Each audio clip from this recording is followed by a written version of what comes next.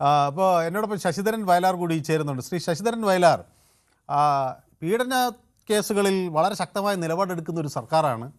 സ്ത്രീവിരുദ്ധ ആളുകളെയൊക്കെ കയ്യാമം വെച്ച് തുറങ്ങിലടിക്കാൻ വേണ്ടി നിലപാട് സ്വീകരിക്കുന്ന ഒരു സർക്കാരാണ്. അപ്പോൾ ഇത്തരമൊരു സർക്കാർ പരിപാടിയിലാണ് ഈ വിവാഹ പ്രഖ്യാപനമൊക്കെ നടക്കുമ്പോൾ ഇത് ജനത്തിന് നൽകുന്ന സന്ദേശം എന്താണ്?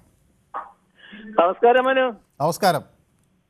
ഞാൻ കുറെ നേരമായി വെയിറ്റ് ചെയ്യുന്നു, കാരണം മറ്റേ പരിപാടിയിലേക്ക് പോയ കാരണം.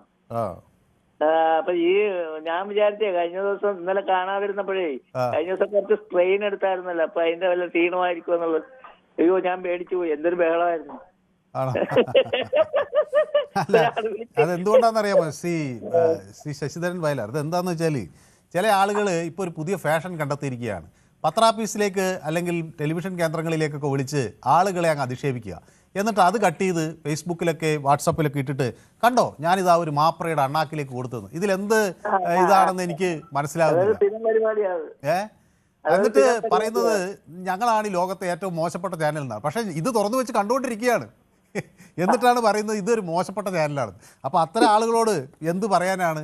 എന്നിട്ട് അത് ഒരു ഘട്ടത്തിലും മനസ്സിലാവുന്നില്ല, അതിനുള്ള വിവേകവും ഇല്ല. അതാണ് എന്നെ ഏറ്റവും ദേഷ്യം പിടിപ്പിച്ചത്. അങ്ങനെയുള്ളവരിലേക്ക് അങ്ങോട്ട് വിളിക്കാതിരുന്നാ പോരാ, അങ്ങ് ബഹിഷ്കരിച്ചാൽ മതിയല്ലോ. പിന്നെ ഇത്ര വിഷമിക്കണേ. ഒന്ന് രണ്ട് പേര് സ്ഥിരം ഒരു തൊഴിലാക്കി മാറ്റി വെച്ചിട്ടുണ്ട്. എന്നിട്ട് അവസാനം വരുമ്പോഴത്തേക്കും അവതാരകനെ അങ്ങ് ഇതാക്കി കളയാന്നുള്ള ഒരു രീതിയിൽ. പക്ഷെ അത് എല്ലാവരുടെ അടുത്തൊന്നും വിലപേശില്ലെന്ന് വേണമെങ്കിൽ തെളിയിച്ചു കൊടുത്തതിൽ സന്തോഷമുണ്ട്. കാര്യം അത്യാവശ്യമായിരുന്നു. സാധാരണ എല്ലാ ടെലിവിഷൻ ചാനലിൽ ഈ അവതാരകരൊക്കെ വളരെ പാവങ്ങളായിരിക്കും. അപ്പോൾ വ്യക്തിപരമായ ഒരു ആക്ഷേപമൊക്കെ ഉന്നയിക്കുമ്പോൾ അവർക്കത് പറയാനുള്ള മറുപടി പറയാനുള്ള ഒരു ഭയം ഉണ്ടാകും.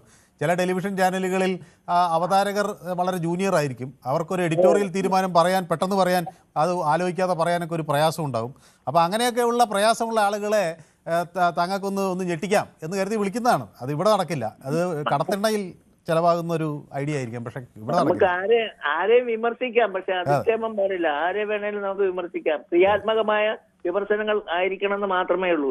അല്ലാണ്ട് തീരെ വില കുറഞ്ഞ തേർഡ് റേറ്റ് ആയിട്ടുള്ള ഒരു ഭാഷകളും മരുന്നുകളും ഉപയോഗിക്കുക, ഏറ്റവും മ്ലേച്ഛമായിട്ട് തരം താഴ്ത്തി സംസാരിക്കുക, അതൊന്നും അത്ര നല്ല പരിപാടി അല്ലല്ലോ. അതാണ് വിളിക്കുന്നവരും മനസ്സിലാക്കേണ്ട ഒരു കാര്യം അതാണ്. പിന്നെ ഈ വിഷയത്തിലേക്ക് വന്നു കഴിഞ്ഞാല് ഇവിടെ ഈ രണ്ടു തരം പീഡനം ഉണ്ടെന്നുള്ളത് ഇപ്പോഴാണ് ശരിക്കും തീവ്രത തീരെ കുറഞ്ഞതും തീവ്രത കൂടിയതും പിന്നെ ഹൈ വോൾട്ടേജ് ഉള്ളത്. അങ്ങനെ പല രീതിയിലായിട്ട് ഡിവൈഡ് ചെയ്ത് പോയി നമ്മുടെ ഈ പീഡനം എന്ന് പറഞ്ഞാൽ. നമ്മൾ സാധാരണ മനസ്സിലാക്കിയിരിക്കുന്നത് പീഡനം എന്ന് പറഞ്ഞാൽ ഒന്ന് തന്നെ, ചെറുതായാലും ശരി വലുതായാലും ശരി എല്ലാം ഒരുപോലെ തന്നെ. പക്ഷെ കുറെ ആളുകൾക്ക് എന്തുമാകാം, ചിലർക്ക് മാത്രമേ ഇത് ബാധകമുള്ളൂ എന്നുള്ളൊരു രീതി ഒരു നീതിന്യായ വ്യവസ്ഥയിൽ യോജിക്കുന്ന കാര്യമല്ല ഇത്. തീർത്തും എനിക്ക് തോന്നുന്നത് ഇവിടെ ഇപ്പോൾ ഒരുപാട് വിഷയം ഇപ്പൊ തന്നെ വയറ്റിൽ കത്രിക, വയറ്റിന് ചേർത്തലയിൽ തന്നെയാണ് ഞങ്ങളുടെ പിന്നെ ഗ്ലാസ് പൊട്ടി കയറിയിട്ട് ഇവിടെ ഒരു സംഭവം ഉണ്ട്. പിന്നെ ഗ്ലാസ് അകത്ത് വെച്ചുകൊണ്ട് തന്നെ ഡ്രസ് ചെയ്ത് കൊടുത്തിട്ടുണ്ട്.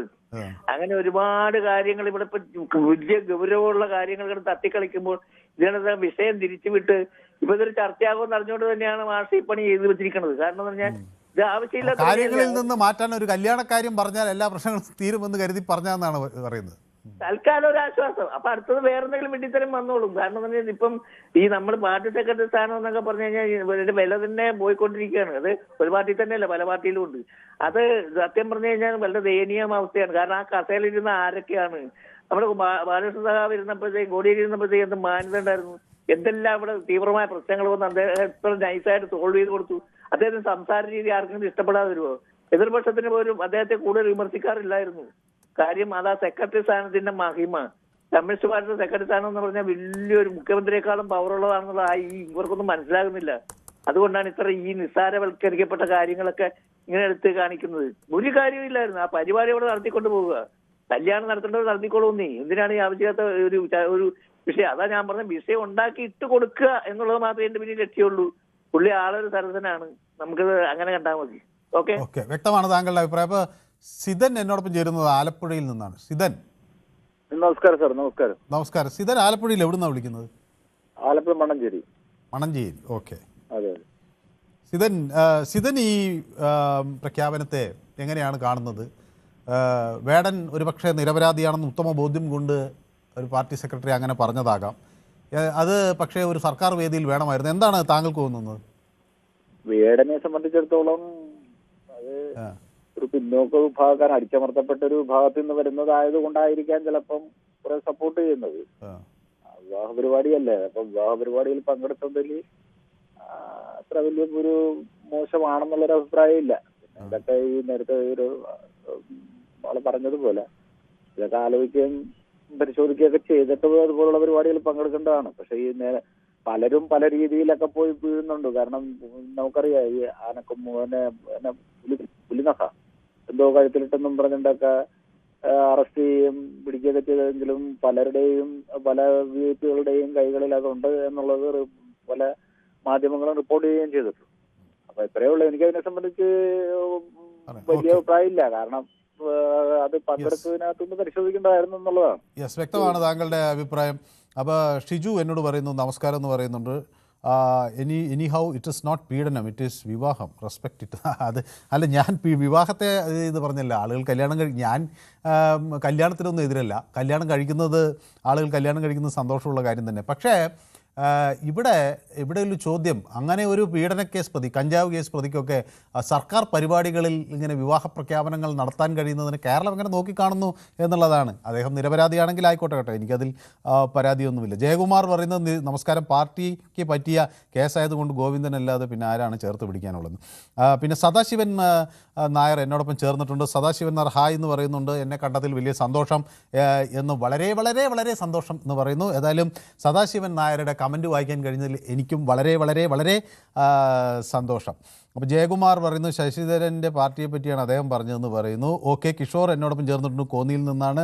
അരുന്ധതി കോലംപറമ്പ് നമസ്കാരം എന്ന് പറയുന്നു. ഹായ് മനു, സുഖമല്ലേ എന്ന് ചോദിക്കുന്നു. എനിക്ക് തംസപ്പൊക്കെ അയക്കുന്നു, സന്തോഷം. അപ്പോൾ നമ്മുടെ ഉണ്ണികൃഷ്ണൻ പോത്തങ്കോട് കൂടി എന്നോടൊപ്പം ചേരുകയാണ്. ശ്രീ ഉണ്ണികൃഷ്ണൻ പോത്തങ്കോട്, നമസ്കാരമുണ്ട്.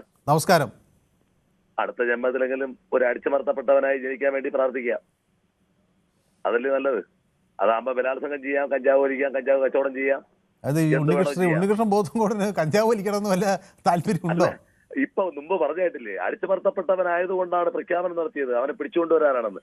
അവൻ ചെയ്ത തെമ്മാടിത്തത്തിന് എന്തെങ്കിലും ഒരു ഇവിടെ സാധാരണക്കാരായിട്ടുള്ളവരൊന്നും നോക്കിയാൽ മതി. അവൻ ആത്മഹത്യയാണ് ഇവിടെ അവന്റെ ഫലം. ഈ നാണമുണ്ടോ ഇയാൾക്ക്?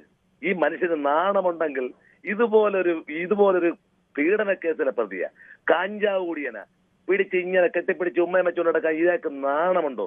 ഇയാൾ ഈ കേരളം അറിയപ്പെടുന്ന ഒരു വലിയൊരു പ്രസ്ഥാനത്തിന്റെ ഉന്നത സ്ഥാനത്തിരിക്കുന്ന വ്യക്തിയല്ലേ, ഒരു പാർട്ടിയുടെ സെക്രട്ടറി അല്ലേ. ഈ മനുഷ്യൻ നാണോമാനമുണ്ടോ?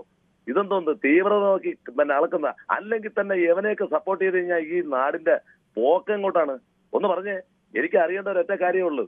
ഈ പീഡന കേസിലെ പ്രതികളെയൊക്കെ ഈ ജാതി നോക്കിയാണ് ഇവര് മറ്റുള്ള ഈ കേസും മറ്റു കാര്യങ്ങളൊക്കെ തീരുമാനിക്കുന്നത്. ഞാൻ നാളെ എന്തെങ്കിലും ഒരു പെൺകുട്ടിയുടെ മുഖത്ത് നോക്കി കഴിഞ്ഞാൽ എനിക്ക് ഇതുപോലെ സ്വീകരണം കിട്ടുമോ? എന്റെ കല്യാണം പ്രഖ്യാപിക്കാൻ, എന്റെ മക്കളെ കല്യാണം പ്രഖ്യാപിക്കാൻ ഇതുപോലെ പാർട്ടിയുടെ ഉന്നത സ്ഥാനത്തിരിക്കണോ? വരുമോ? നാണമില്ലല്ലേ, നാണം. ഓക്കെ, ഏതായാലും ഇതിന്റെ മറുപടി എനിക്ക് തോന്നുന്നത് നമ്മുടെ കൃഷ്ണൻകുട്ടി മണിമല ഉണ്ട്. കൂടുതൽ വാർത്തകൾക്ക് news 18 Keralam YouTube channel subscribe ചെയ്യുക.